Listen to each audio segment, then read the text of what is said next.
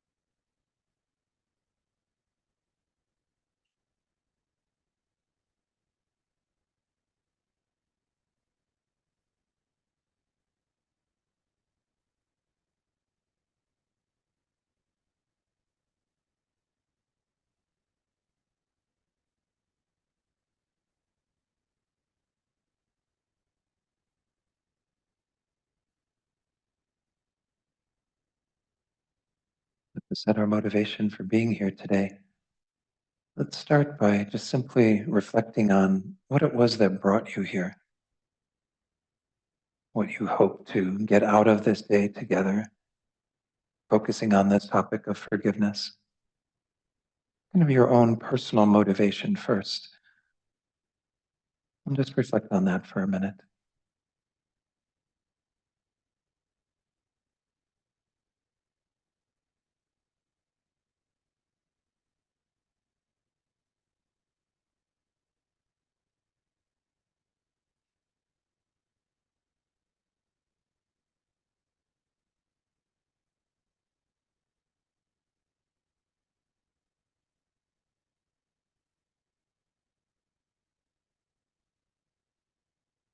And whatever it was that brought you here today, every one of us sees the value of forgiveness, especially in this world that we live in, where there is so much conflict, division, where there are plenty of opportunities for us to be hurt by others, and even for us to hurt others through our own actions. So as we set about engaging in this topic, we want to do it initially with our own personal motivation, whatever it was, again, that brought you here.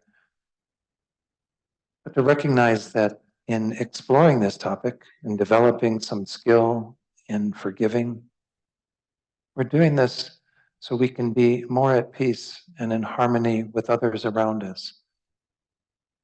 Perhaps we can even be some sort of positive influence on them through our spirit of forgiveness. And try to enlarge your motivation to include other beings then, those who will be affected by your own ability to forgive, to be more at peace, to let go of past harms.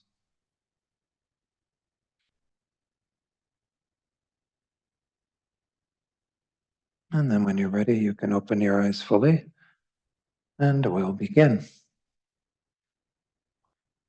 So again, welcome to this kind of workshop. I try to call these Saturday events workshops more than teaching, so I will be teaching throughout it, but I want there also to be an opportunity for us to discuss a bit. We won't go into groups or anything, but at least to discuss in the context of the Gompa here, the space that we have. And I think we have the microphone ready if people do need to share. Yes, okay. And it's good if you do use the microphone so the folks on Zoom can hear what you're saying. So I've been doing this talk on forgiveness for quite a few years, and forgiveness isn't a topic that is talked about in Tibetan Buddhism quite so much. I'm actually going to be relying to some degree on teachings from Jack Kornfield, who is from the Insight Meditation Society tradition. He's explored this a bit more, but I'll also be pulling in some things, of course, from His Holiness the Dalai Lama and others who talk about this topic. But to get things started, I wanted to mention my first experience in kind of talking about forgiveness from a Buddhist perspective. And it kind of sounds like the setup for a joke, but there was a man in town here named Reverend Phil. I don't know if he's still around. He had an organization called the Church of the One God, and he had a television show that was on closed circuit cable or something here in town that was called The Words of the Prophet. And one day he invited a Jewish rabbi, a Buddhist teacher, myself, a unity minister, and a retired, I think, Episcopalian priest to talk about forgiveness from our traditions. It was quite an interesting little discussion. It's actually out there on YouTube if you want to watch it. It was many years ago when that happened. Um, and I realized as I sat and listened to people speak from their other traditions that the Buddhist view on forgiveness was actually very different in some ways. Especially I found, and I'm not putting any tradition down, but this particular rabbi who was there, he made it sound like it was so complicated in the Jewish tradition to get, forgiveness. It's almost like you had to earn it through the force of doing all these various, things and beseeching God to forgive you. Of course, in the Buddhist tradition, we don't have that aspect. They were kind of chuckled at that whole idea. But nonetheless, we also, even when it comes to forgiving others and being forgiven by others, it seemed very transactional. What we're going to be mostly looking at today is, again, from a Buddhist perspective, how do we cultivate a mind of forgiveness? It's, again, not necessarily so transactional, but is mostly about working with our own minds, working with kind of changing our own thoughts and perspectives on what has happened, what has transpired in regard to, again, our own actions as well as the actions of others. So let me go ahead, and I think this is showing on the screen here. Yes, okay, good. Oops, hit it twice. So the purpose of this one-day course is to explore and understand the nature of forgiveness within the context of the Buddhist teaching. So I will be touching on a few key topics that speak to the Buddhist perspective for why forgiveness is not just a good practice, but really an essential practice. And then the rest of the day, we'll be focusing on Jack Kornfield's approach to forgiveness, where he divides this into three different practices that should be done to some degree sequentially. The first one, forgiving ourselves. Forgiveness really starts with looking at ourselves, the ways that we haven't lived up to our own ideals, and trying to have the space for forgiving ourselves. In line with that is the second one of asking forgiveness of others. And I've included in this something Jack Kornfield didn't have, apologizing.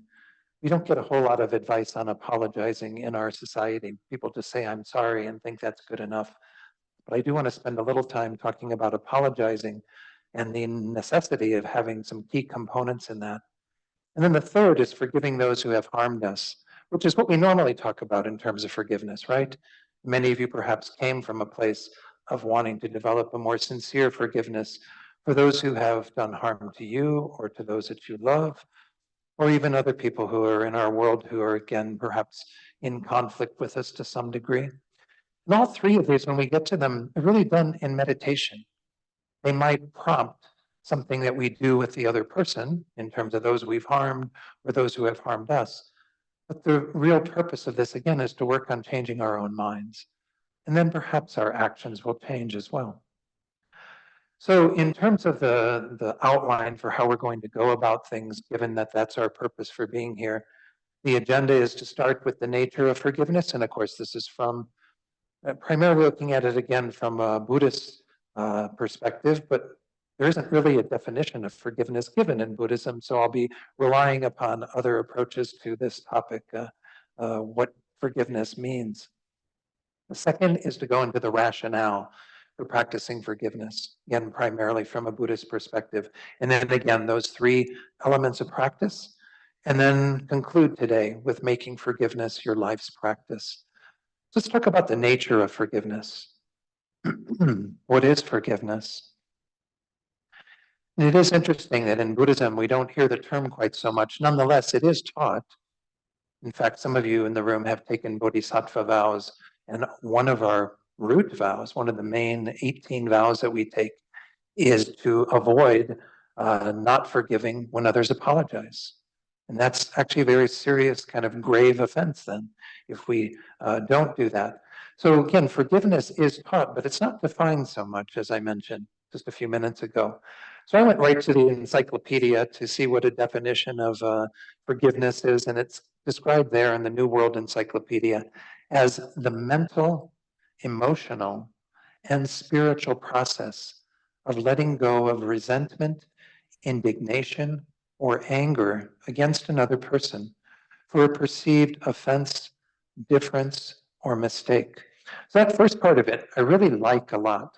And it's actually very close to what I would want to describe forgiveness as in Buddhism, giving it different components. Of course, the mental component, emotional, spiritual, these are still all within what Buddhism would call our minds.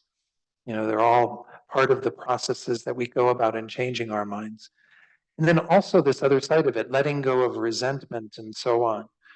I would say this is the way that Buddhism mainly talks about forgiveness, is in terms of its opposite. And in Buddhism, the opposite is to hold on to things. And I think that, again, we see that in other traditions as well. Forgiveness means to be able to let go of that to some degree and not continue to harbor resentment. Because resentment doesn't go anywhere. It only inflames ourselves and, of course, causes harm to others eventually. So this definition, I think, is pretty decent. And then the last part of it, again, in Buddhism, I don't know that we'd necessarily, we might agree with this, but the other side of it, let me read it and we can talk about it a little bit. It can also mean ceasing to demand punishment or restitution for transgressions, real or imagined. And in Buddhism, it's kind of interesting. I don't know in traditionally Buddhist countries, I'm sure that they had some judicial process whereby people who were accused of doing something and eventually convicted face some sort of recrimination for what they've done. But nonetheless, it's not really something that we emphasize. As we'll see when we get into the rationale for forgiveness, one of the main teachings that we look at as why we need to forgive, the teachings on karma. Is it still on? I hear it going in and out, but hopefully it'll settle down. One of the main rationales is the whole topic of karma and the fact that karma sort of takes care of itself. That we don't necessarily need to have systems in place to demand restitution or punishment, but rather, certainly, if somebody is in harming others and needs to be removed from the world so that they cease that harm, that is an important part of it, to have some place where people can change their behavior, can work on themselves. What we call our punitive system in this country, our penal system, is not really that. It's simply removing people from society and punishing them. I remember when I first started doing volunteer work at one of the prisons here in New Mexico, one of the trainings we went to, the assistant warden said, the men are not here to be punished. Being here is their punishment. And I was like, I'm not sure I get the difference. Because there's a whole concept about this being a punishment, to be excluded from society, to have your rights taken away, and so on. And they don't really do enough to kind of work with changing people's behaviors in those contexts. Some prisons do, but most of them don't. So this kind of, I'm saying that certainly Buddhism would agree that we should cease to demand punishment or restitution for transgressions. But the fact that you would demand those things isn't necessarily part of Buddhist ethic, because those things would, again, not necessarily be required to be there, because, as I said, karma sort of takes care of itself. Yeah, McCall, we'll need the microphone. Bill, do you have that? Yeah. I hope people don't mind speaking into the microphone. Let me take this off screen for a moment while we have a question or a comment coming up from Maka. Yes. What I'm thinking of is just a little bit I know about Tibet, and there was a prison there in Lhasa. And I got this from the movie Kundun, because when the Dalai Lama was enthroned as the temporal leader, first thing he did was release the prisoners. It was also because the Chinese were invading, and he, right. Well, at least we'll let the prisoners go if these Chinese are going to come in here and bother us. So I don't know. That's what I know. Yeah. Yeah, no, certainly there were prisons. Yeah, so thanks for sharing that. Certainly there were prisons. I guess I just don't know the whole judicial system in terms of how that worked, and it would be interesting to have a more kind of detailed survey of that. But again, in our culture, there certainly is an embracing of this concept of taking people who have offended others in some way or society at large and, secluding them, isolating them away from the rest of society, and to some degree, taking away a lot of their rights and freedoms. And so, again, I don't know what it was like in all the details of, Tibet or other Buddhist countries, but certainly there is that commonality, I think, in most countries where they do recognize the need to have some sort of prisons or facilities where people are taken. What happens there, again, is up to that individual country, perhaps. So I don't think this definition is really too bad. I'm going to share next a definition that comes from our own organization, the FPMT. That's, again, our parent organization that this center is a part of and that I'm a teacher for. And this is in their kind of 16 guidelines, which is a more secular approach to taking Buddhist concepts and making them approachable by others. Forgiveness means reclaiming peace of mind by letting go of anger towards someone who has done something that feels hurtful or disturbing. Again, that's very similar to the not quite identical language, but similar to the first part of that. The second part, learning to forgive, doesn't mean forgetting what happened. It means making a new start. This is a concept that comes off frequently, or comes around frequently in a lot of the teachings, is forgiveness does not mean forgetting. And that's kind of a strange thing, because again, we're going to let go of that resentment and that, anger, but it's still within the scope of our knowledge that people did these things. Why? Because we want to make sure that, first of all, we aren't hurt again, and there's nothing wrong with us not wanting to be hurt again, but also to make sure that the other person doesn't engage in harmful actions again. So we have to kind of keep that knowledge, keep that awareness. Not that, again, we solely identify them as that. That becomes a stigma in our society, right? When somebody has been convicted of something where they might be forgiven by many people, but they still carry that label. So I'm not talking about, when we say not forgetting, we're talking more at a personal level of us not wanting to completely let go of the memory of that, but nonetheless, we won't hold on to the anger of it that was generated in that context. So again, this definition also, I think, is pretty good. Again, we'll talk maybe a little bit more about this idea of not meaning to forget. And I want to share two things that have to do with this whole idea of our past. Jack Kornfield himself describes forgiveness in this way. I found this rather clever. Forgiveness means giving up all hope of a better past. So forgiveness, again, is always being generated around things that happened in the past. We aren't forgiving for future transgressions. We're always looking back.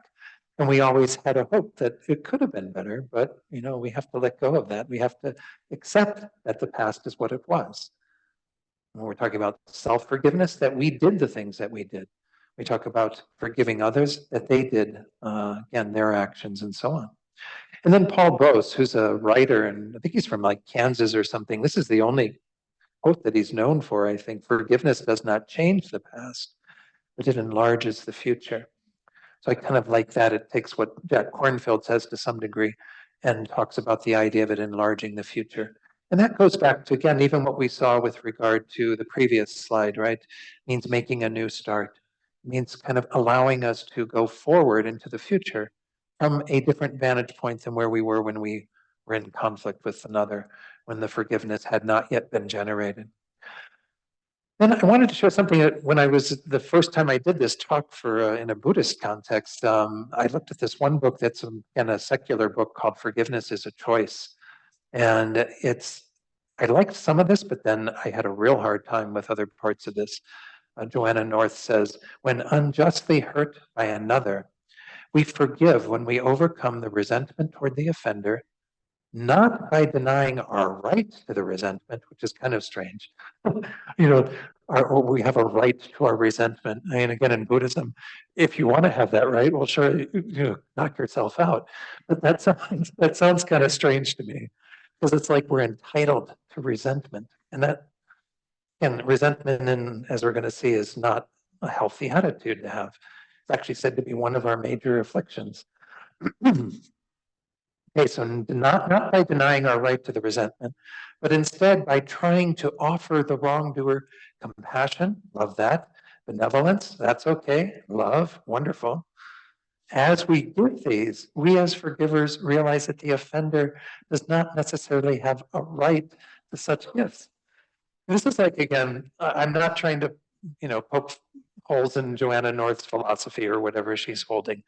She's entitled to what she believes in her perspective.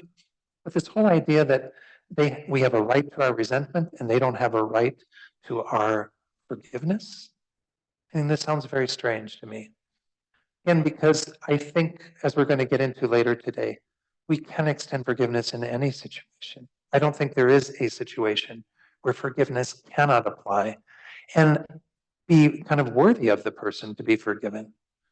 We don't want to get into this place of like, well, you don't have a right for this, but me and my magnificence, I'm going to offer it to you like an olive branch or something. And we don't have that power. I think we should and work much at a more equal level with others rather than thinking that we're better than them. And of course, when we start talking about Buddhist concepts, as we will in a moment, we take into consideration karma and rebirth. We've been that offender and we've been the offendee. We go back and forth on this. There's no kind of I'm better than you and you're worse than me kind of mentality going on at all. So can we get one comment from the chat box? Or let me see if I get the full comment. Perhaps it meant accepting there is resentment. That's possible, rather than having a right to resentment.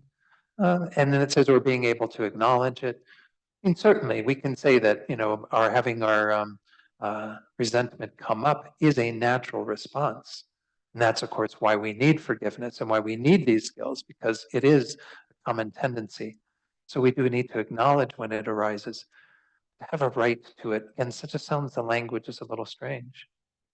So do know, and as I said, when I was in this panel of these various other faith leaders talking about forgiveness, there were very stark differences sometimes between the approach to forgiveness and what it really meant.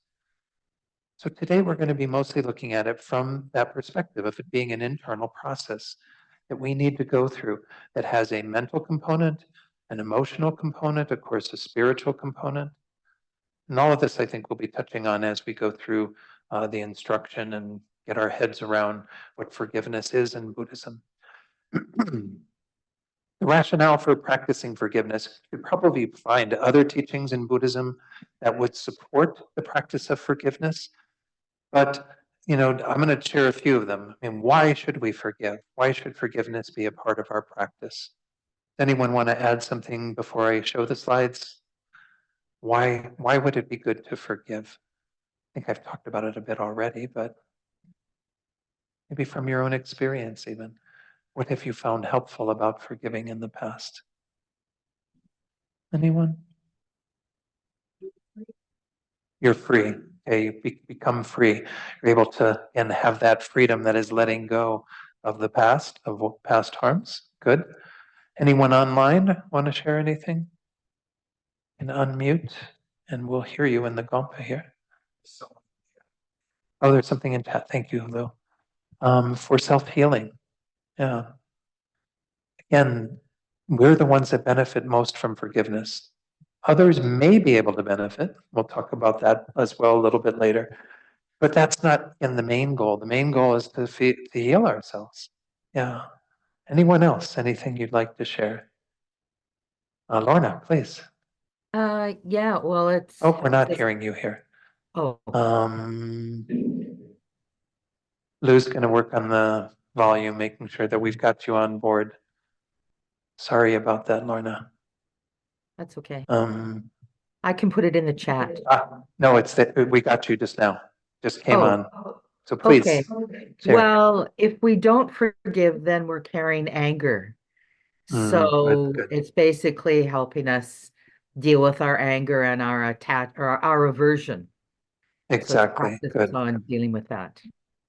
Thank you, Lorna. Yeah, you're leading me right into what I'm going to share, which is perfect.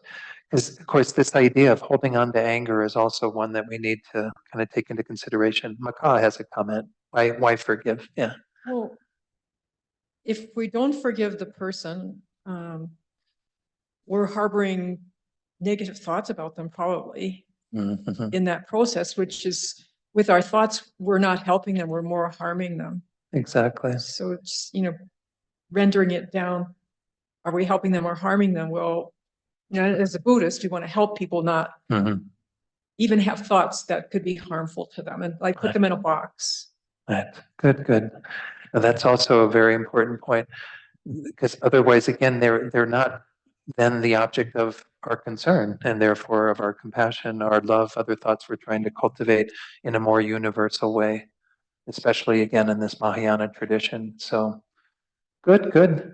These are all perfect lead-in for what I've identified as the three main areas that enforce why we need to forgive.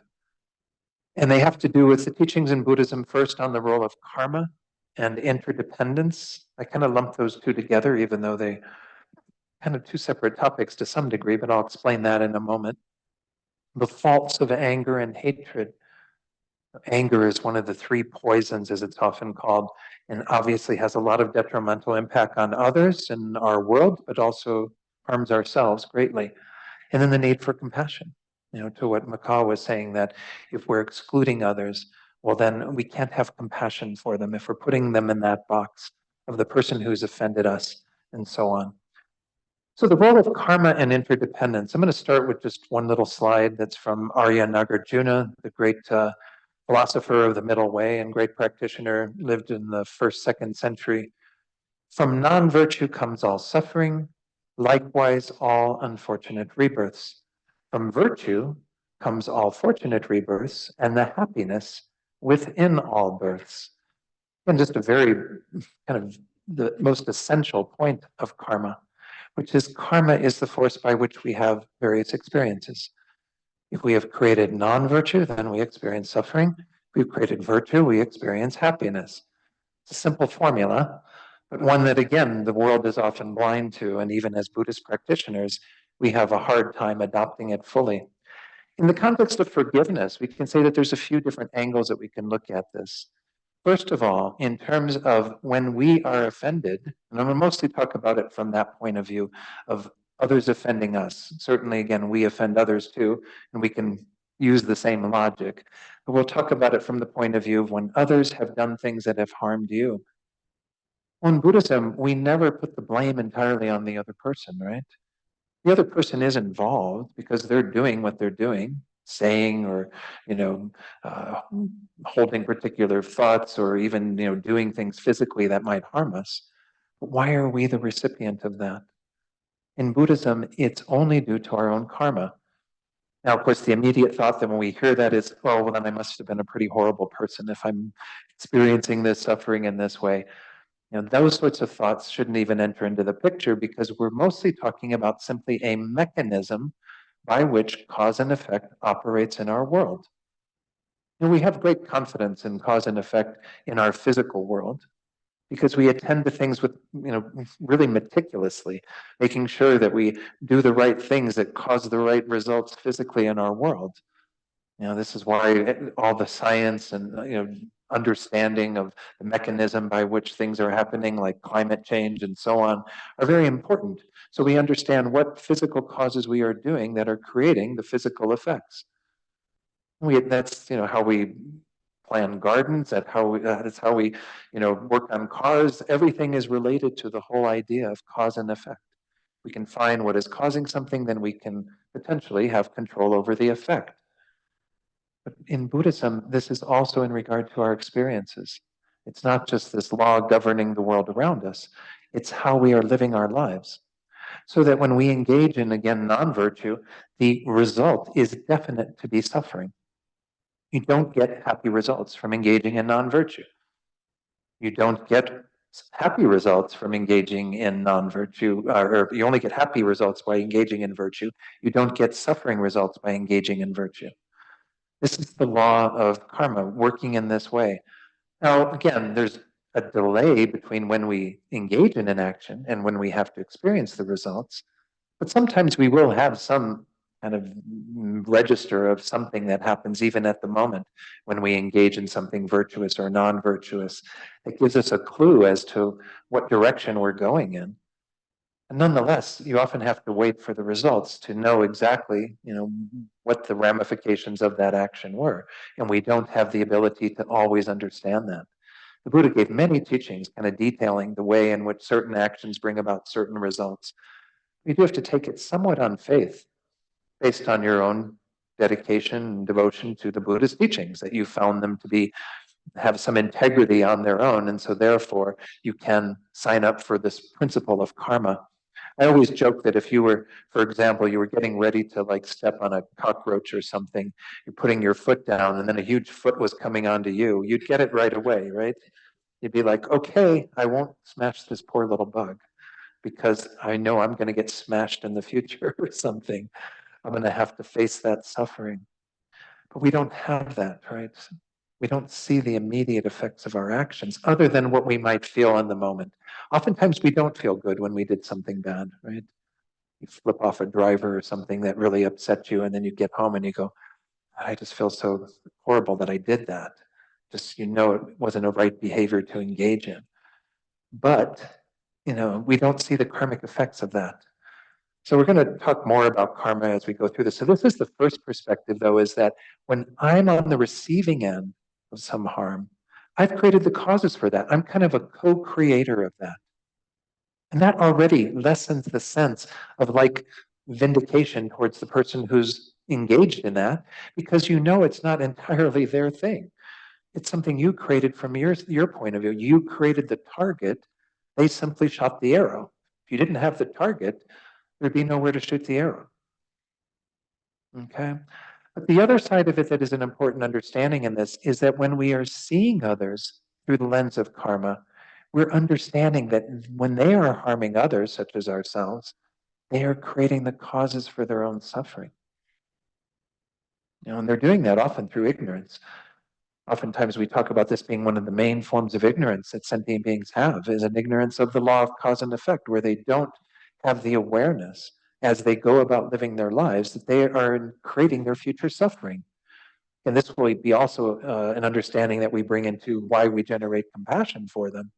But even just to have that understanding that at this point in time, when someone is harming you, they're actually also harming themselves.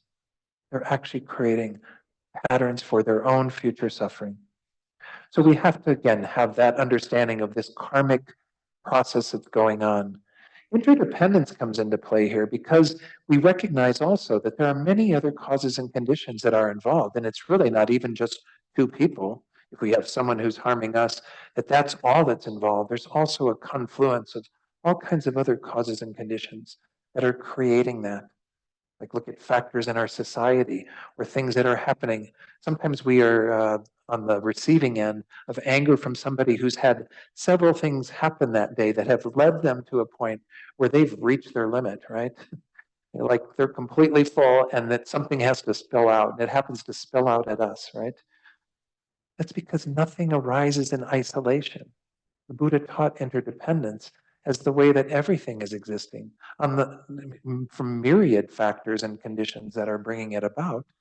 And we often are blind to all of that, right? When we see somebody harming us, we only think of them doing this action in a very discrete, concrete way. We infrequently think that we're a part of it by creating the karma, but we don't even see all the other things that are involved. I'm going to mention or read a little story here from His Holiness.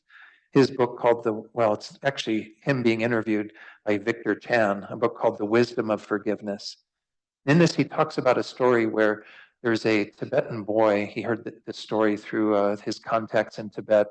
There was a Tibetan boy who was punished by the Chinese soldiers because of the role that that Tibetan boy's father played in the opposition to the Chinese and what have you.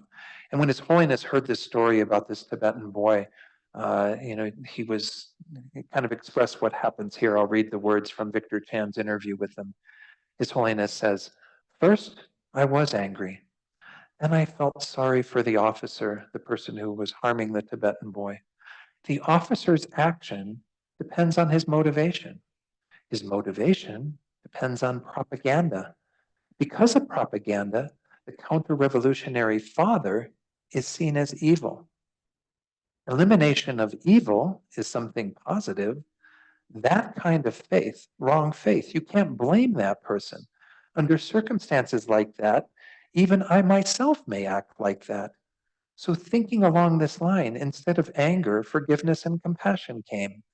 Interdependence gives you the whole picture. This happens because of that, and that happens because of this, and so on." So it's a really I think this is again why His Holiness has such peace towards the Chinese people and what happened. Again, he opposes their actions in the government, and he makes that very clear distinction. You can have compassion and forgiveness for the person and yet condemn their actions, and yet say that their actions need to cease.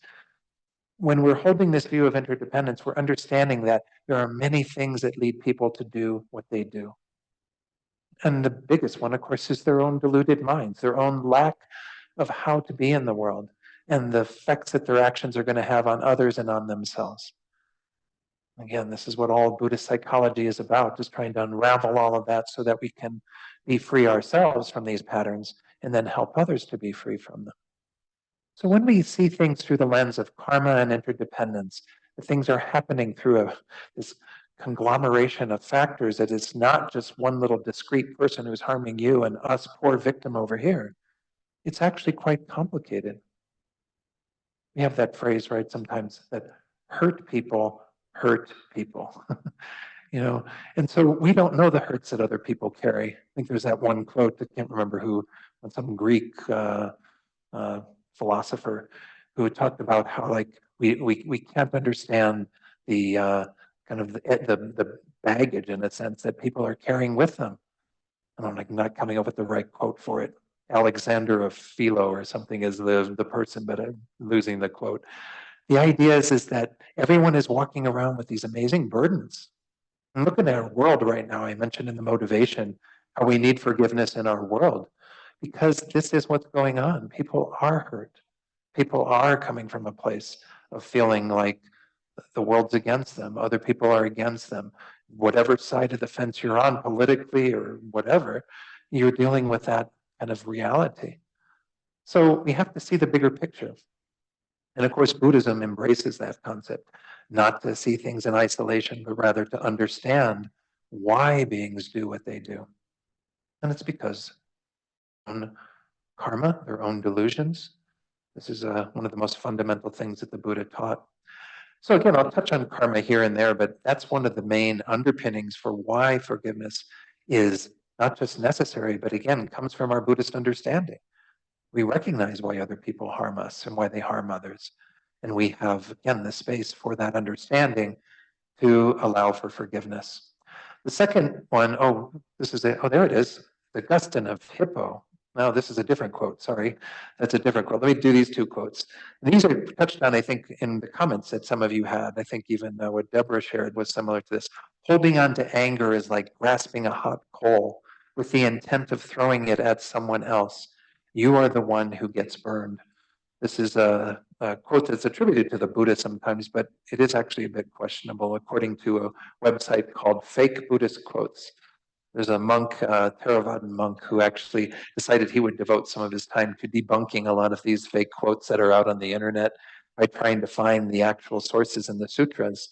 And of course, this one, I think he had a difficult time finding, but we're in that topic now of kind of the faults of anger and hatred. One of the main reasons why we need to forgive is because we're the one getting burned. We're holding on to anger towards somebody else with the intent of retaliating when we get a chance. But the whole time you're getting burned while you're holding on to that hot coal of anger. And then the other one from Augustine of Hippo, resentment is like taking poison and hoping the other person dies, right?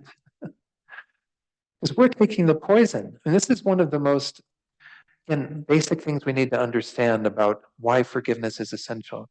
And I would say this goes across traditions, but the Buddhist perspective on this is that anger is one of the most serious afflictions that we have.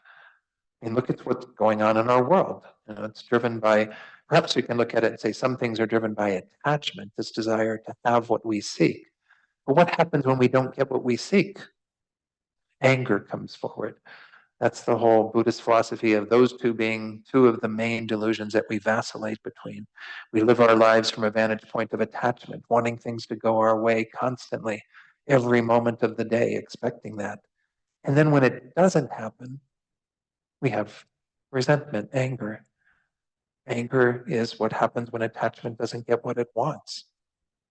And anger, again, is so destructive in our world, causing so much pain among people, individuals, nations, communities, different countries, parts of the world. So we have to be kind of understanding that that is a very detrimental and destructive emotion that we need to lessen as much as possible. So I think, again, I have done a course that's all about kind of these methodologies for applying patience. That was the last one I did in February here at TNL. 2 days and looking at how we diminish our anger. And this workshop on forgiveness is kind of a natural extension of that. Once we develop a little more patience in the face of things that are happening to us, then maybe there's the space for forgiveness. Whereas when we're in the heat of our anger, when we're still holding on to that hot coal, it's very hard to find the space for forgiveness, right? So again, this is I don't think I need to say much more. We know that anger is very detrimental in our own lives, causing us unbelievable misery and pain. And then we can be an agent of causing that to others, especially when we have held on to resentment. So let's go to the third of these. I don't think I have anything more on that in terms. Oh, I do have one from Master Shantideva. This is again in his chapter on patience of the Guide to the Bodhisattva's Way of Life. Hence, the enemy anger creates suffering such as these. But whoever assiduously overcomes it finds happiness now and hereafter. I think we know this from our own experience. Those of you who've been working with lessening your anger and hatred through whatever technique you use, through Buddhism or other techniques. But we eventually want to get to a place where we've removed that completely, where we actually have the peace and happiness that comes from a mind that's undisturbed. I think His Holiness is a good example of that. Even though he said in that little quote, he was initially angry, I think it's like this little blip for him as opposed to for most of us where it's quite extreme. The need for compassion. I'm just going to share here a quote from Master Shantideva, and then I think I have a few more quotes from some other teachers, but he says, if, when under the influence of disturbing conceptions, people will even kill their treasured selves, right? Suicide or other forms of self-harm come about because of our own disturbing states of mind. Well, then how can they be expected not to cause harm to the bodies of other living beings or the minds of other living beings? And I don't think we should go about our lives just kind of thinking it's perfectly fine that everybody continues to just be under the control of their deluded minds. This is just a way of understanding and having a rationale for why forgiveness is a necessary practice. Because if beings are doing things under the control of their own crazy minds, they don't have the ability to do something different. I use this phrase sometimes. I never heard this from a Tibetan teacher or any of my teachers, but so maybe I'm mistaken in what I'm saying, but I'm giving you that caveat or warning in regard to that. I say essentially everyone is doing the best that they can. There's a footnote to it. I'll give it to you in a moment. But at some level, we can say that everyone's doing the best they can because if they could do better, they would do better, right? But the test is, or the evidence is right there. You know, people going about their business and doing whatever they do the best that they can, given, once more, all those causes and conditions that preceded that informed how they are. You know, whoever we look at, politicians, world leaders, whatever, we can say they're doing the best that they can. Of course, the footnote is, but they could do better, of course, given other conditions, right? Given other conditions, given that we could kind of help them to change their minds, to think, you know, have a different perspective, you know, all of these things would enlarge their, you know, ability to do things differently, rather than continue in those same veins of, you know, behavior. And this is true for every one of us. You know, we are doing the best that we can, but we can do better. We can keep moving forward with some attention to our thoughts, our actions, and behavior, and so on. So when we have other people harming us, why do we expect that they're going to be not doing that? And I'm not saying we totally give them a pass. And there are certainly some things, again, in society where we feel like we need to have, you know, laws and what have you to be able to remove people who are doing more harm to others. That would be really we need to protect others from that. But in general, in our day-to-day life of kind of being with others, why do we expect that everyone is going to be cheerful and wonderful and pleasing us and doing everything? But yet we start with that expectation every day, most of us, right? Oh, everyone's going to be very polite and considerate on the road, and they're all going to do everything my way. I mean, that's really unrealistic.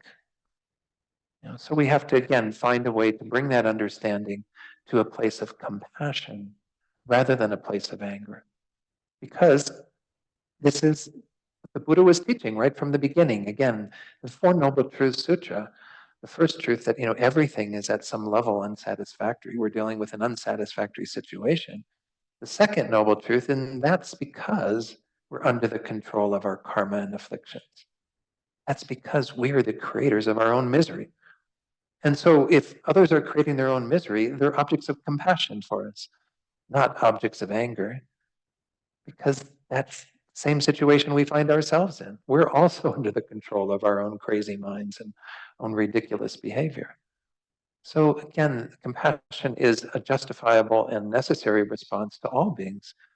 As McCall, if we hold them in that box and we say, this is an evil person doing this horrible stuff, and, you know, I have hatred for them or whatever, there's no room then for compassion. If we see that that person is just like everyone else and just like ourselves, then there's plenty of room for compassion. As we're going to talk about when we get into self-forgiveness, we want to have compassion towards ourselves. We want to be able to really see ourselves through the lens of all these teachings as well, understand our own situation as being essentially the same as everyone else. So I want to share just two more quotes on this and talk a little bit about them. The next one is from His Holiness, who I like to quote frequently. He always has such wise words to say. This is, I don't know, I think this is just a standalone quote that I got. It's no doubt from one of his books, but it says, when we think of a person who creates a lot of suffering in our own land, you can use your imagination there, think of whoever it is that you want to think of right now. Usually frustrations, anger, hatred come. So here it's very useful to make a distinction between the action and the actor. I mentioned this briefly earlier. Although we totally oppose their action, their activities, we always can keep compassion to not develop hatred towards the person, and on that basis to develop forgiveness, right? Because there is a difference. I mean, we're trying to hold this whole view of the person because by virtue of having their mind and having the ability to work with their mind, that person has a sort of sacredness to them. What is polluting their mind, all the delusions that are causing them to do those actions, is not in the nature of their mind. They're being wielded by those in an unhealthy way. Master Shantideva, I don't have this exact verses for this, that same chapter on patience, he puts forward a question to somebody saying, okay, if you're being beaten by somebody with a stick, Somebody is that mean to you, they're just actually hitting you with a stick out of their anger towards you. Why aren't you angry with the stick? What's the answer, any of you? That's the setup, right? Why aren't you angry with the stick? Paula?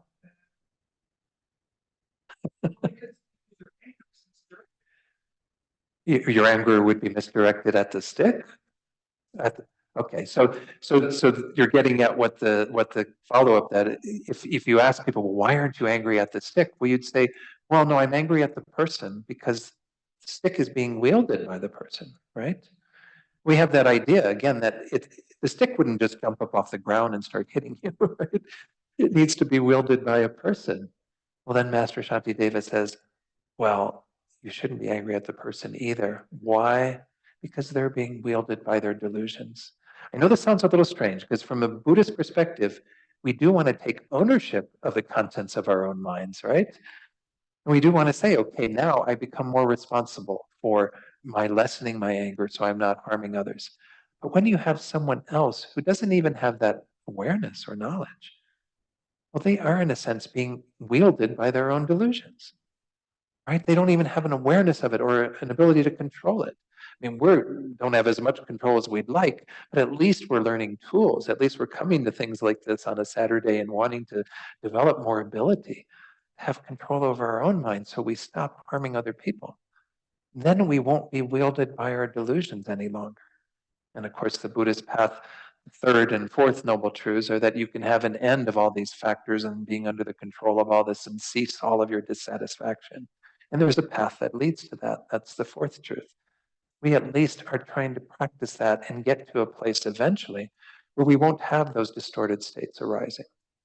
We won't be harming others. We'll only be an object of benefit and well-being in the world. We'll be doing that for others. We'll be, helping others in so many ways once we attain a more developed state. But if we have this understanding in regard to ourselves that currently we are struggling against these states of mind and not wanting to be controlled by them, again, we've got plenty of room for others to simply have compassion for them because they too are under the control of these factors without any tools to really fight them. We do have things in society, like I know when people are like, if you were a road rage kind of person or something, they might put you into an anger management course, right? So that you can learn how to manage your anger using Western psychology and what have you. And Western psychology has wonderful tools to help to lessen anger. But in Buddhism, we're talking about eliminating anger. I mean, we're talking about going beyond that and being able to be free of all of it. So again, there are certainly some things in the world that help to lessen anger, and good therapy can help, and all these other things, what have you. I'm not saying that there are no tools, but most people don't have that kind of awareness that they can actually be free of their anger. They can be free of all these distorted states of mind. So we again separate the person from the actions. The actions are, of course, the product of the delusions that that person has, that they're being controlled by, and not the actual person. I think if it came down to it, any one of us, the harm that we've done and what have you, if we could be better, again, we would gladly take that and say, "Oh, thank you. I'd like to be free of my jealousy and my pride and my anger and all these other delusions." But we live in a world where that's just kind of accepted, and people are even held to have kind of a kind of safe level of these sorts of things. Well, it's fine to have some level of anger. And I do want to make some distinction. I made this in the last course when I talked about anger and practicing patience. When we use the word anger, we are talking about it in the context of it being a deluded state of mind.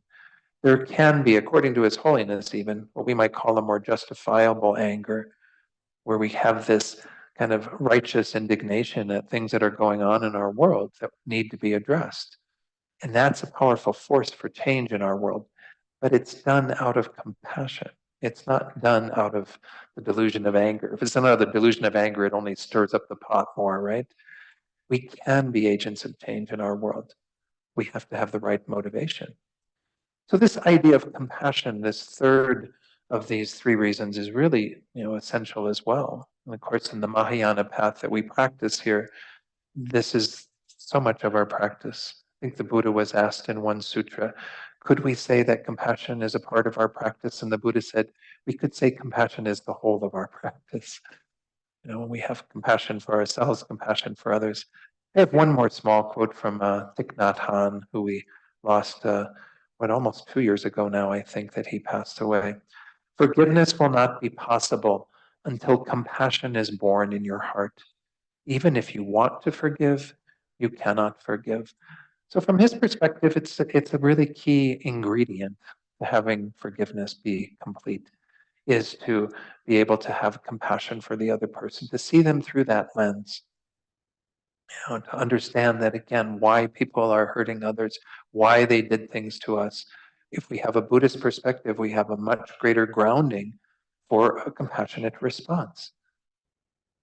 Any questions, or let's discuss these three a little bit. I want to go on to the next topic and maybe just take a short little stretch break, but let me open it up to see if there are any comments on what I shared. Again, karma and interdependence, anger and its faults, and then of course compassion.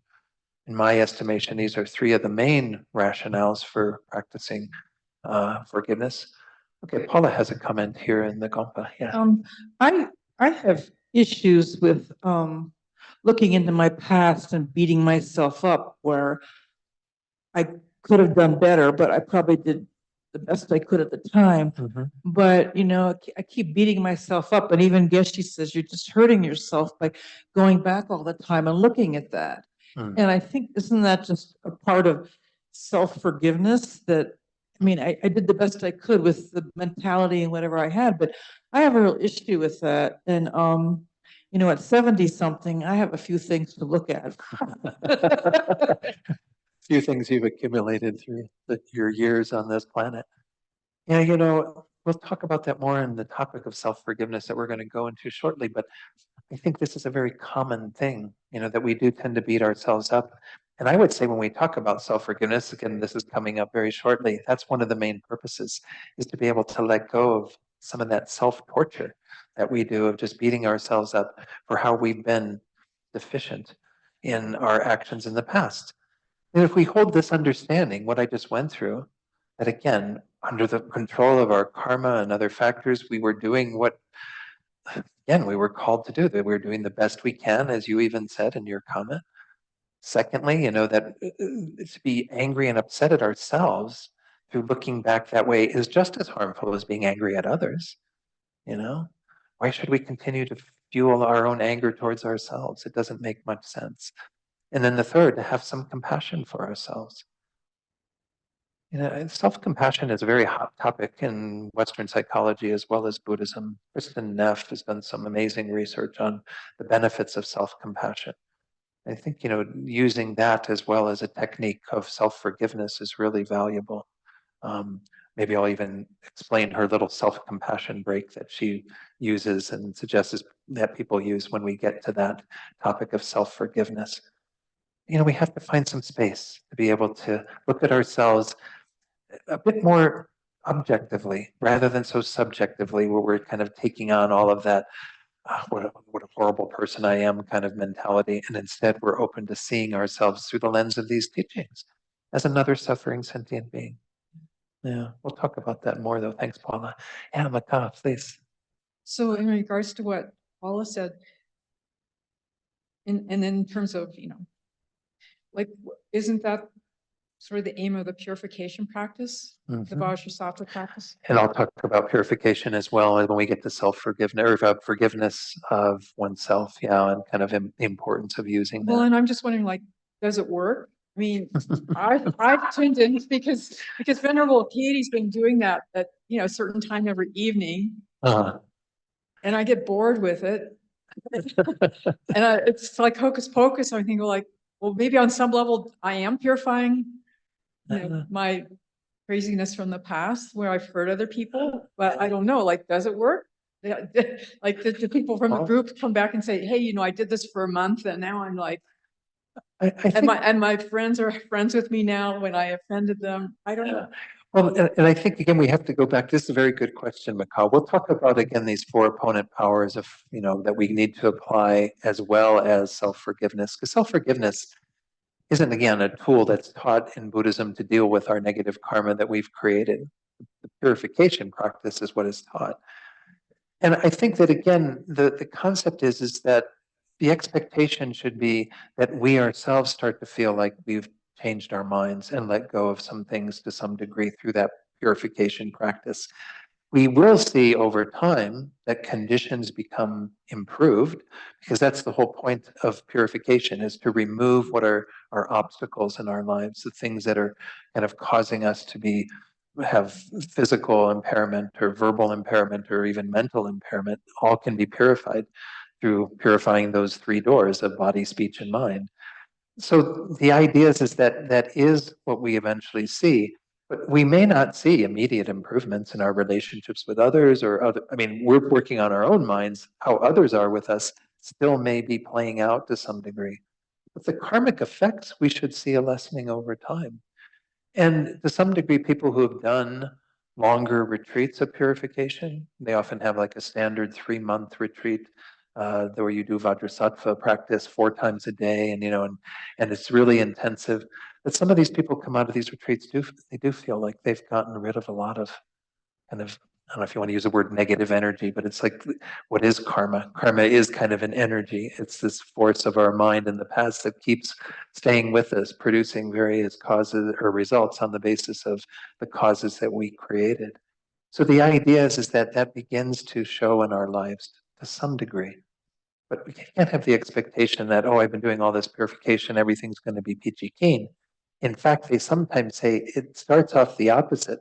We start working on purification, and we might not be able to lessen everything to the degree that we'd like. And a lot of garbage comes to the surface sometimes. You might have a lot of negative things happening in your life, and they actually say that's a really good sign that your purification is working. So this is where it depends upon where we're at in our own karmic development and what's happening. So we can't, again, have certain expectations necessarily. We do the practice with some conviction in the law of cause and effect. And then we, have the faith that it will actually bring the results that we're seeking over time. But, we should do purification every day. Lama Zopa Rinpoche, our spiritual director, he said that we're insane not to purify every day. I compare it very much to the process of, contrition in the confession in the Catholic tradition that I grew up with. There's an act of contrition that you go through. And maybe I'll do that when we go through the 4 opponent powers. I don't want to get too deeply into that, but I think most traditions have some way of having some sort of absolution of the actions we've done, that we do have some trepidation about what the effects of those are. The afterlife here is more about this life and future lives and what have you. But again, it's an important thing to have some conviction in. So we just keep doing it, kind of fake it till you make it. That's another Buddhist slogan that, we're totally fine with. Initially it might not feel like our heart is totally in these practices, and it's like, oh, I'm just going to keep reciting the mantra. But then something may shift, something may change.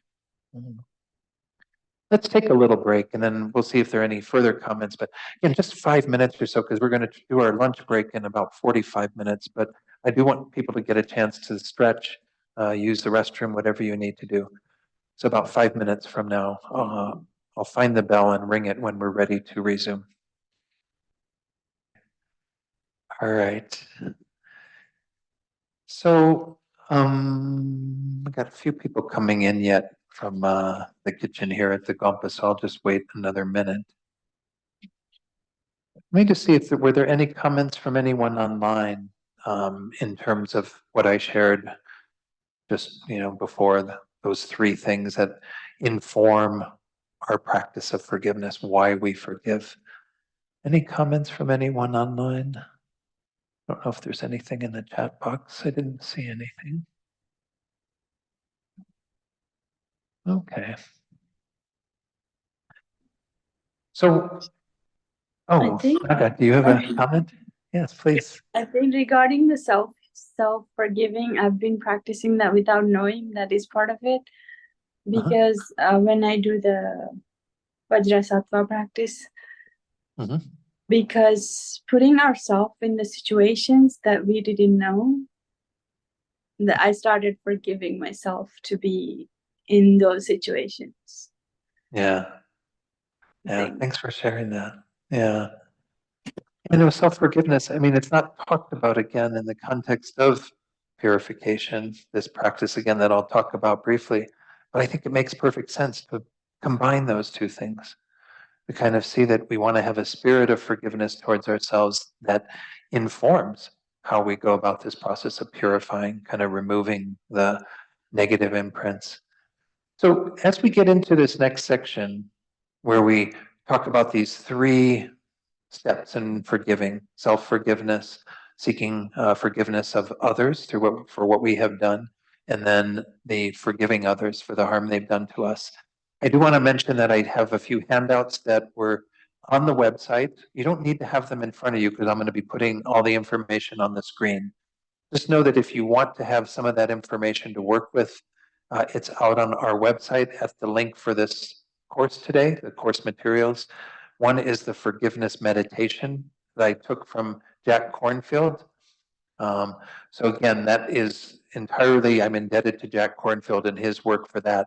What I decided to do on the basis of that, though, was also come up with the little notes on the forgiveness meditation, where I give you a few more things to think about, because this is a very kind of succinct meditation, and I think it's good to put a little more thought into it, perhaps. So again, all of what's in these two handouts, I'll be going through. So you can just, again, go to the website for TNL and then just click on that event for today. Even after today, it'll still be available. You can go to the calendar and click on today, Saturday, March 23rd, this event. It'll take you to the page, and there's a course materials link there. So I just want to let people know that you have those that you can use in your own meditation and forgiving. So again, we are talking about these as meditations, and I wanted an opportunity to do each of these three meditations today. Hopefully we'll get to the self-forgiveness one before we have our lunch break. But let's talk about this whole topic of self-forgiveness then. And we're going into generating forgiveness for yourself. What is self-forgiveness? And I think it's good that we, just like we were trying to come up with a good definition or description of forgiveness itself. Well, what is self-forgiveness? Rick Hansen, who many of you know, he wrote a book called The Buddha's Brain. He's done a lot of work around mindfulness and Buddhist practices in the context of Western brain science. He says, seeing faults clearly, taking responsibility for them with remorse and making amends, and then coming to peace about them. This is what I mean by forgiving yourself. I think there's some beautiful components in that, right? Seeing faults clearly. I mean, to what Paula was saying before the break, this is one of the hard things because when we see our faults clearly, often we have a sense of guilt and shame over what we have done. We might think again that looking in retrospect, what do they say? Hindsight's 2020, right? We might think, oh, I should have done that. I should have made this choice. I should have behaved better. All of this is the problem, is that we layer on top of just seeing our faults with all of this judgment. And that judgment doesn't really do anything effective. The second part of this, it's on the screen, taking responsibility for those faults with remorse and making amends. And remorse is a healthy attitude. When we get to the purification practice, this is often the first one, essentially. It's often called regret. But regret or remorse is where we actually say, okay, what I did wasn't so good. I don't feel so good that I did that. But it doesn't mean, again, that I'm a bad person. This whole overlay of guilt that we put on ourselves for the things that we've done is so unhealthy. I find it quite interesting. In the Tibetan language, they do not have a word for guilt. In different cultures, you grow up without that concept of like putting this label, a bad person, on yourself on the basis of your past actions. Because of the principle of karma, you actually can see it, again, in a very objective way, because you see that based on where you were at that time in your life when you did these particular things, you were doing, again, the best that you could, given the factors that were controlling it to some degree. the things that were influencing your mind to look at things in that perspective, the tendency of the afflictions to go unbridled in our mind so that you did things that were harmful to others and harmful to yourself. We've all done this. Join the league of, human beings. We're all under the control of crazy minds doing things that we regret. It's not a big deal. Take ownership of it and want to be free of that. And to some degree, make amends. I do find it interesting when we get to the purification practice. I've never seen in any presentation of the purification practice in the traditional Tibetan Buddhist texts where they actually say, and by the way, a good action to do would be to make amends for what you've done that has harmed others, or even go to them and apologize, or whatever the case might be. It's kind of strange that it's not there, but that's definitely a healthy part of it, right? And whether, again, we actually do that physically making amends or emotionally making amends to someone else for what we've done, sometimes that's not even possible, right? The person is no longer in our lives for a variety of reasons, or it's just simply not appropriate based on the type of relationship, what have you. But nonetheless, that is an important part of it, to at least in our minds want to make amends. If we can't do that completely, let's go back to the description here that Rick Hansen gives, coming to peace about them. I mean, there's so much in this whole idea of healing, peace. We have to come to peace with our own stuff, our own actions that we've created in the past. Again, I'm not saying that we should disregard them and take them really lightly. As I said, when I worked in the prisons, it was kind of an interesting experience because I was working with men who had actually taken the lives of other people, and when you have that kind of a negative action, that's a pretty heavy duty one. In Buddhism, killing is one of the worst actions we can engage in to begin with, and killing a human being is really, quite heavy negative karma. So don't think that, again, one little act of self-forgiveness is doing the trick, or one little act of purification is doing the trick. This might be something we have to work on repeatedly. I don't know if any of you listening to this teaching today have that level of a negative action you've engaged in. I hope not. But, there are many things we've done in our lives that we do feel some sense of remorse or regret for. And hopefully we can come to peace through a process of self-forgiveness. So I want to share one more slide that has to do with what self-forgiveness is. I think this one is, oops, no, I thought there was another one, but I had that in my notes. Let me take a look at those. No, I guess that was it, Rick Hansen's description. So, this is, why do I need to forgive myself? That's where the next quote is. I think this is a bit evident, but let's take a look at what Jack Kornfield says. Finding a way to extend forgiveness to ourselves is one of our most essential tasks. Just as others have been caught in suffering, so have we. And that's the perspective, is we might think we're something special in the center of the universe or what have you, but we're really just like others. We're all caught up in suffering and these patterns that lead to suffering. He goes on to say, if we look honestly at our life, we can see the sorrows and pain that have led to our own wrongdoing. In this, we can finally extend forgiveness to ourselves. We can hold the pain we have caused in compassion. Without such mercy, we will live our own life in exile. So I think he gives a very articulate way of approaching why self-forgiveness is so important, is to have that compassion for ourselves, to be able to see ourselves through the lens of what has led us to do those things. Those actions did not just kind of instantly appear. They were actually something that had their own causes and conditions that led to them. So in terms of this practice, again, this is on the handout as well that you can get from the website. I'm encouraging you to do a bit more reflection in regard to the actual meditation on forgiving yourself. And I'll put that on the screen in a moment. Actually, realize I didn't pull up that document, so it might take me a minute, but I'll get that one on the screen so you can see Jack Kornfield's actual words for the meditation.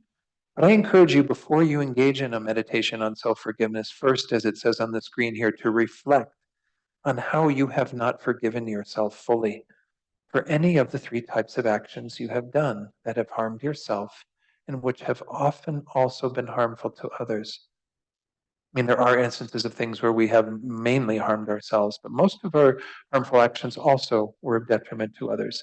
And even like what Macaw is saying, we might be holding some views that block us from having deeper love and compassion, and that's already, some level of harm. So we think about physical actions, things we've done with our body. Especially many people come to Buddhism and they've been killing insects and pests all their lives, and they go, "Oh my gosh, that's a negative karma." You know, you might want to think about those things and actually bring them to mind and forgive yourself. Again, with the knowledge you have now, you may have done things differently, but you didn't have that knowledge then. You were working with things as best as you could. Speech, the things that we've done unskillfully with our speech, dividing others through the things we say. Even Buddhism holds meaningless speech. When we do that to a large degree, we're just saying a lot of things. As Venerable Rabina says, we just rabbit on, rabbit on, rabbit on, like rabbits multiplying, just keep creating all this, ridiculous speech that has no purpose. And there's a lot of things we've done.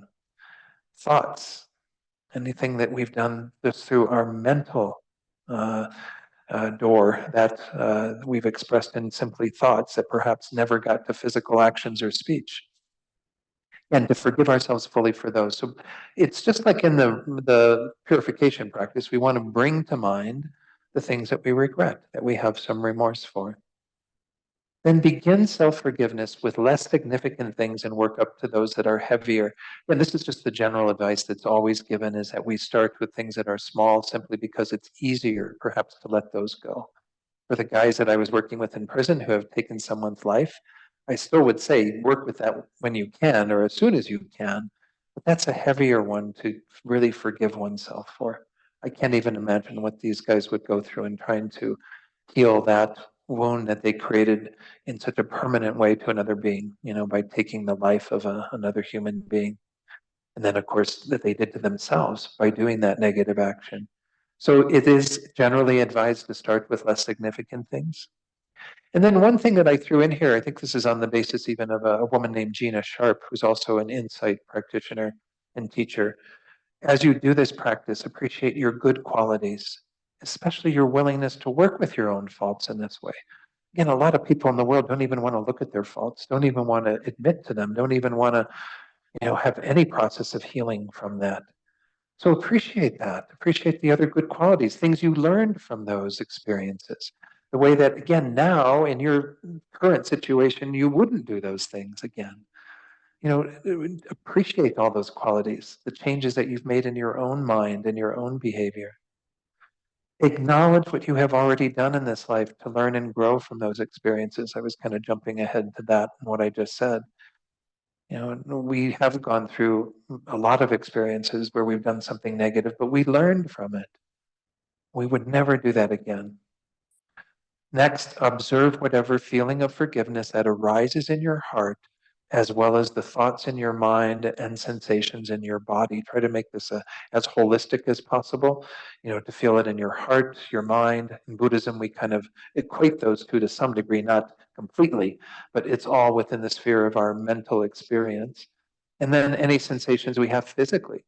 We hold a lot of stuff in our body. We all know this, and we hear this, from people who do this sort of work, is that we, the grief that we hold on to, the pain that we've caused others, it's registered somewhere in the makeup of our physical body. And sometimes we might feel a bit of a release as we go through that process.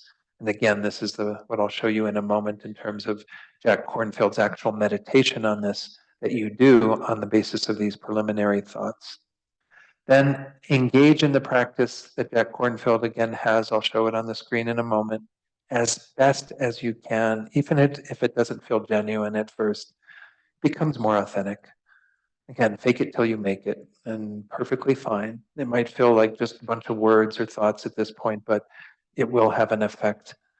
And then conclude by reflecting on your own values and aspirations that you want to honor and uphold in the future, and establish a strong intention to continue in that direction. And I think this may come from Gina Sharp as well, but I really love this. You don't just kind of do the self-forgiveness and kind of say, okay, that's done. You really set your intention for where you want to how you want to live your life. Having done that examination, an inventory of our past behavior that didn't live up to how we would like to be, well, then I need to reaffirm my direction in life again, the values that I want to uphold, the things that I think will be, again, taking me where I want to go rather than, going backwards or continuing to spin our wheels. So let me put on the screen Jack Kornfield's meditation. I'll get this, just takes a second because I had it up in my recent documents. So, all right, get out of that. Oh, okay, I'll put this on the screen now. So again, this is available to you at the website.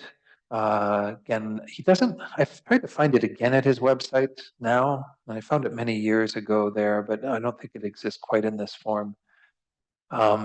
He has a little prelude to this for any of these three that you do, and you can do all three at one time if you wish, but probably it's best to start with the first one, get very familiar with it, and then go on to the second, and then to the third eventually.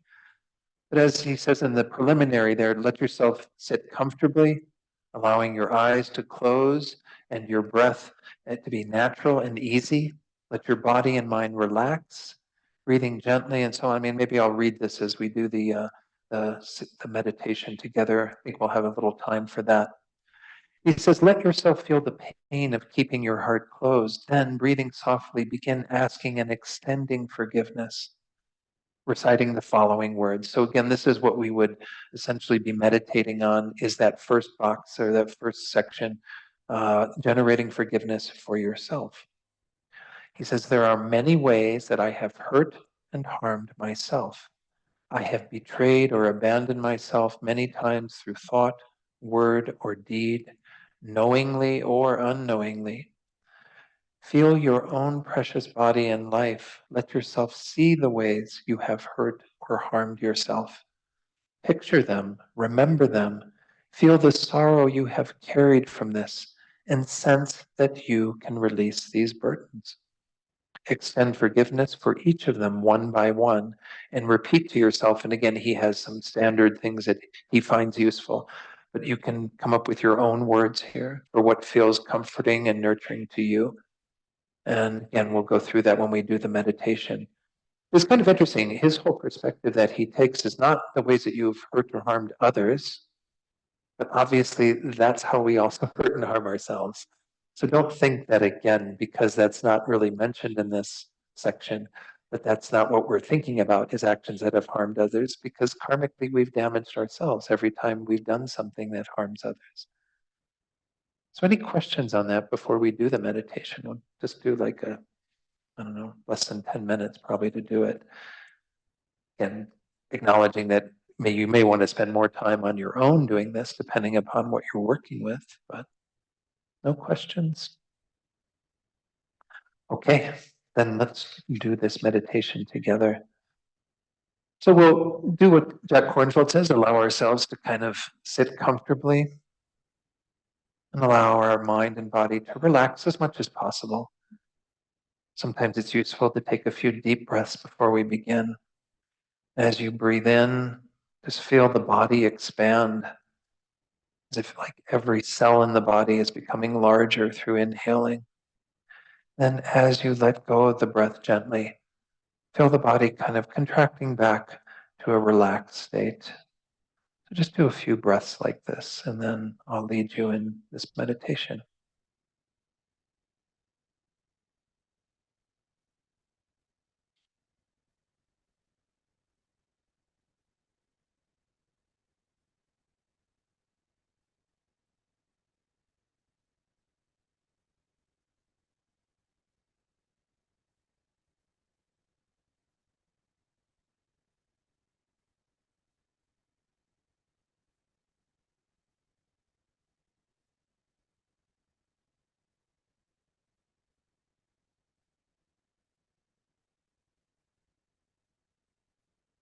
And then begin to breathe gently into the area of your heart, the center of the chest.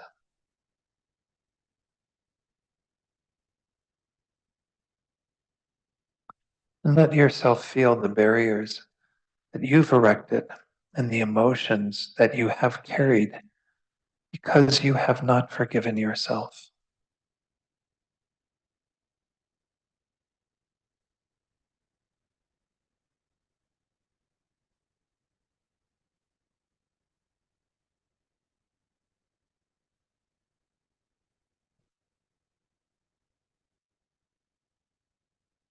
Let yourself feel the pain of keeping your heart closed.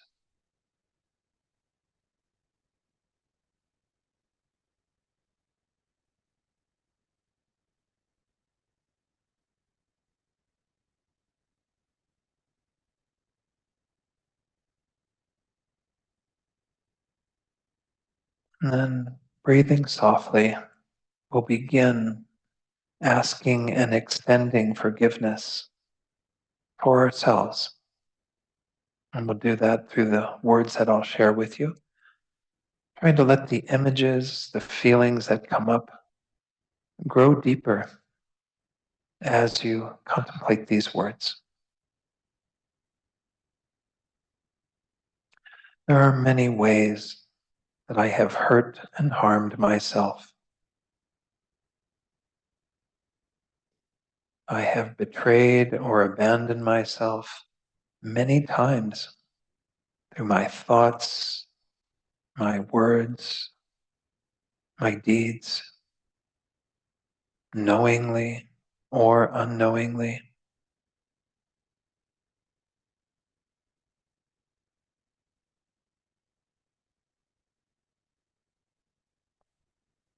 So let yourself see the ways that you have hurt or harmed yourself. Bring those to mind. Picture them. Remember them. Feel the sorrow you have carried from this.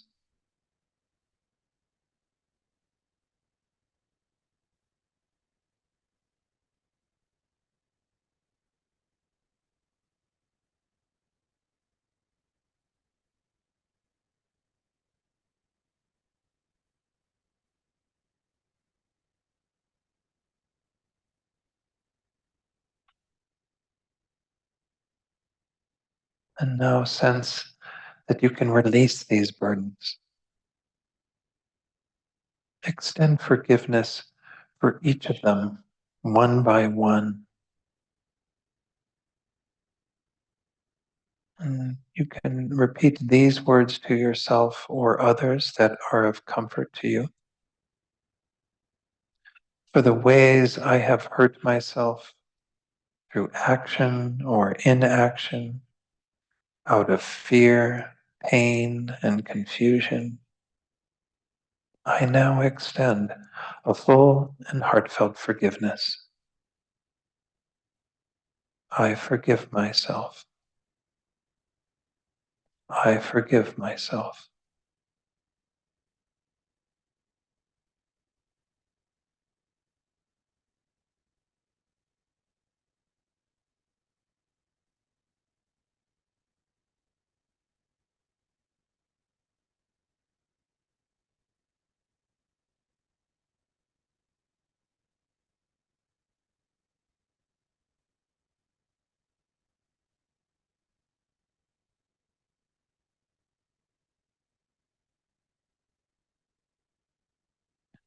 Just continue to say these things to yourself, whatever words work for you.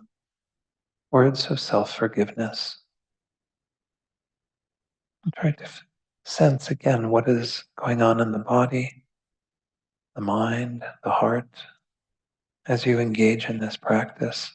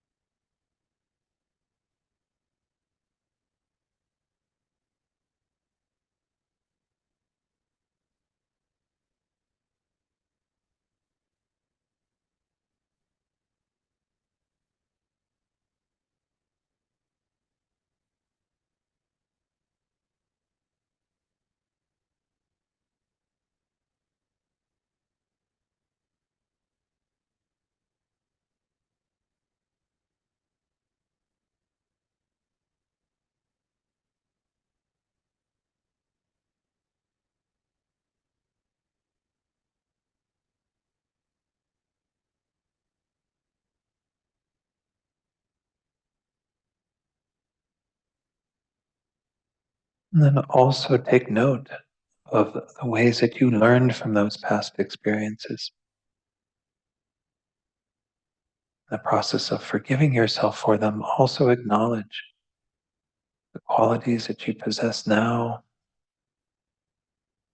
the person you've become, and really feel good about that. You're not the person who did those actions. At this point, you're improved, developed your heart, your mind to a greater degree, deeper wisdom, more compassion. Just take note of that.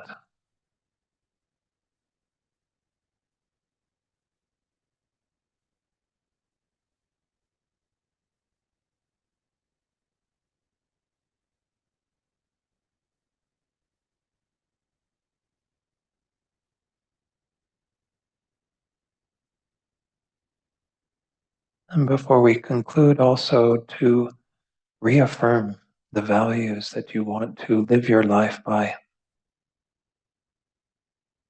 things that are important to you in terms of your own personal integrity,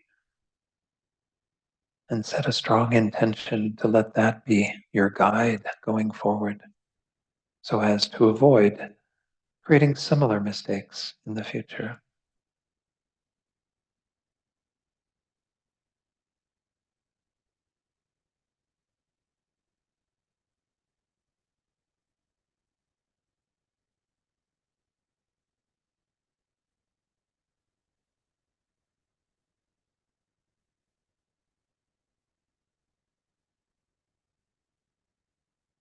And then when you're ready, you can open your eyes fully and we'll discuss this briefly. So again, using some of the elements that I went through, as well as Jack Kornfield's meditation, it's a very simple process in some ways, but hopefully it touched on some of the things that are there. I don't know. I always find it somewhat effective to get to that place of some things I haven't let go of. So, any comments on this? And so, I want to share a few more slides, I think, because I do find that some people have difficulty with this sort of meditation. And so, perhaps there's some advice that we can get from that. Why is it so hard to forgive ourselves? I was asked by somebody during the break, this is something that is definitely hard for us to do sometimes. In a set of teachings on forgiveness that Tricycle Magazine had, Ratna Gosha, who is a Friends of the Western Buddhist Order, I think they may even have a different name now, but that was what the organization he was affiliated then. He said, some people give themselves a hard time. Sound familiar? The reason they give themselves a hard time seems to be because they are not perfect. But where did they get the idea that they should be perfect, right? We do have that. We have in our culture, especially in the West, so much this idea that we're supposed to be perfect. We're supposed to do everything perfectly. We're supposed to always have kind of live up to this incredible ideal. Well, it's perhaps not as absurd as it sounds, he says. People who have genuine spiritual aspirations are often very idealistic. Maybe this is, again, looking at the positive side of that, but there is some benefit to being a bit more idealistic. This means they do have high standards. In fact, their standards are at the level of their highest ideals, so we can understand where it comes from because we are intent upon, especially this Buddhist path where we talk about developing ourselves into this state of a Buddha, this perfect ideal state. We sometimes feel like, well, then we have to live up to those ideals right now and see where it comes from. It doesn't mean it's a healthy state of mind, but this is as it should be. However, a confusion sometimes occurs so that we expect the real day-to-day situation to measure up to the ideal. And we are inevitably disappointed, right? Because can't live up to it. I mean, we're not the Dalai Lama. We're not these beings who have shown that they've really developed their minds to a much greater degree. We're still going to have faults. And even when we've been practicing for many years, we have faults. One student, when I was teaching at our center when we were over on 2nd Street, she says, in my experience, this phrase that we have of practice makes perfect, she says, no, practice makes practice. And it's true, it just kind of keeps creating more practice, more opportunity for practice. I mean, maybe at some point we'll reach that perfect state. But until then, we shouldn't have an unrealistic expectation.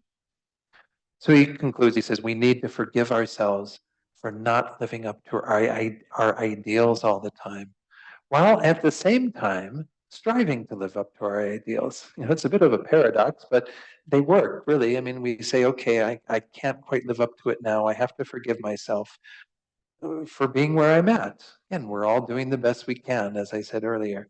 While at the same time, trying to do better, trying to improve our behavior, our thoughts, and so on. Ideals are something to reach for, something to look up to. It's not something to beat ourselves up with. Okay. By the way, I'll make a PDF of all these slides because some of these quotes are not in the materials that are out there, and I'll have Venerable Dundra put these out there as well, but it might take a day or two for those to be out there. While I'm on the subject of this did come up earlier, Makaw's question and comment, the 4 opponent powers for purification. As I said, the very first one that's taught is regret. And this is kind of meant to be a sort of meditation we do at the end of the day. The idea is that we've created all of our karma that's unskillful through our own minds. So we purify it through a practice that involves our own minds. And if we can involve the speech and the body as well, that's fine. But it begins with our minds. All of our actions begin with our minds. So purification involves these 4 R's. This is a nice mnemonic device to be able to remember these. Regret, or sometimes called remorse. That's where we bring to mind the things that we are actually feeling we would need to take some ownership of, some responsibility for, that we did in the past that were not beneficial for ourselves or for others. When I was going to confession in the Roman Catholic Church, that would start, by saying, these are the things that I've done. I told my mother off when she told me to go to bed too early or something. These silly things that I would confess when I was a wee kid. But we bring to mind those things that we did that day in particular. That's why it's really good to have this at the end of our day. Maybe do a self-forgiveness meditation and then engage in the purification practice. But also those things that we've done that are really heavy, like the guys who did the killing in prison, really work with that every day, just because it requires much more kind of dedicated purification practice. The second is called reliance, and that's where we just have to recognize that we need to rely upon something that's bigger than ourselves or larger than ourselves in our current state. In Buddhism, we talk about 2 mind states. The first is refuge, where we kind of reaffirm our safe direction in the Dharma in particular, the Buddha's teachings, as well as the Buddha who taught them, the spiritual community that practiced them, what are called the 3 jewels. We just understand that we have to kind of repair our relationship with them because we've gone against the Dharma that is our ideal, what we're trying to hold ourselves up to. And then the second state of mind is bodhicitta, this mind that wants to benefit all beings. That's because it's important to repair our relationship with other beings because they've been the object of our harm or negative actions. So reliance is, again, another mental process whereby we say, okay, I have these things I regret. I'm going to seek these states of mind of refuge and bodhicitta as a means of helping to repair the relationship with others and with the 3 jewels. And again, as a practitioner of another tradition, they might have a reliance upon, like when I was saying in my confession, it was reliance upon the priest as the agent of God who was there to hear my confession and absolve me of my sins, right? So it's kind of a similar concept. The third one is the remedy. Of course, in Catholic Church, I would get things like, recite 5 Hail Marys and 5 Our Fathers and whatever, these sorts of things. They never said, go apologize to your mother for being such a brat. They should have told me to do that too. Again, and in Buddhism, we don't necessarily say that. Go apologize to the people that you harmed today, through the stupid things that you said or whatever. But a remedy here, this word remedy, another term for it is antidote. They say essentially that if you've engaged in a negative action, you've kind of planted that seed on your mental continuum. You need something that's going to kind of be a force that keeps that in check or lessens it. Or you can get to a point where you sort of eliminate it, but you have to create a kind of offsetting positive power. I think it's the same concept for why I was told to recite our Fathers and Hail Marys, right? Is because you create something positive that acts as a counterforce to what you did that is negative. It's the same in Buddhism. And again, that's where Vajrasattva mantra comes into play, or reciting the Heart Sutra or various other sutras, or even just doing a meditation on compassion can be a powerful purification.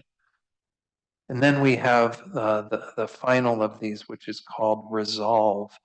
Resolve is, going back to when I was a young Catholic, that would be the priest saying, go forth, my son, and do not sin again. Right? And that was like for a little kid, that's like, hey, I don't know that I can agree, like fully sign up for never sinning again. In Buddhism, we even say that if you have things that you want to make a sort of affirmation that you will not engage in those again in this life, that's great. But if it's something you think you're going to engage in, when the ants all come out in the summer and invariably you're going to end up wanting to kill some of them because they become a pest or whatever, if that's your regular behavior that you might fall back to, well, then be kinder to yourself. Don't make that resolve for an entire lifetime. Make that resolve for the next 24 hours or for the next 2 minutes, whatever it is you feel you can hold. That makes for an effective purification practice. It can be done, again, without any other formal practice like the Vajrasattva practice that Venerable Katie leads here or whatever. You can just simply sit down in a quiet place and reflect. What about the day do I regret? Reaffirm your strong reliance in whatever spiritual tradition and teachings that you follow that reaffirm your desire to be of benefit to others rather than harming them. Third, do something positive that offsets that through your own, contemplation, recitation, meditation, and then a resolve to do better, the next 24 hours or however long you can commit to. I think it's very powerful, very effective practice, though again, we might not see the more immediate results. When we come back, maybe I'll start with the self-compassion meditation that Kristen Neff leads as a way of kind of coming back into this space at 1:30. Any final questions or comments? I know I ran through that why is it so hard to forgive ourselves thing rather quickly. But if there are any other additional comments on that or anything else from this morning? No? Okay. So again, let's reconvene at 1:30. Before we leave, though, I always like to do just a short dedication at the end of all of our practices or time together. We set our intention, our motivation at the beginning. We reconnect with that at the end, even though we're not at the end of our day. We at least want to kind of work with what energy we've created, the seeds that we planted in our minds through what we've done here together through these past 2 hours. And just really have that wish and kind of aspiration that what we have done will be of greatest benefit, not just to ourselves, learning how to forgive ourselves, learning how to work with forgiveness in other aspects, but also that it will be a benefit to others, that we can become a more positive influence on them through what we've done here already today in these 2 hours. Okay, good. So I went just a few minutes over, but hopefully everyone can be back at 1:30 then, and we'll resume. Okay, thank you.